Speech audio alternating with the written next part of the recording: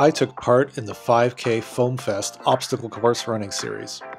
According to their website, events take place in 21 locations across Canada and Australia. I was running in Uxbridge, Ontario, which is a 30-minute drive from Toronto.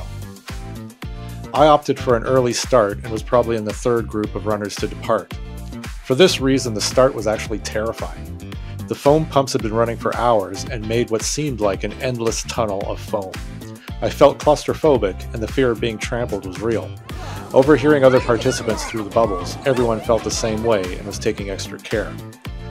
We also all had a mouthful of soap suds when we popped out.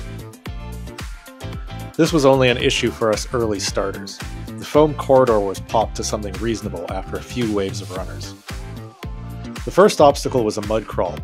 This seemed out of place and was probably only there as a story concept. The idea that you get dirty and subsequent foam obstacles are making you clean again. I could live without the mud if any of the organizers are watching.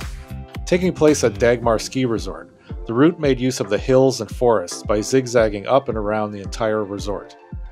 Going up, then down the same hill seems like a make-work project, but it adds a challenge to anyone taking the run part of the event seriously.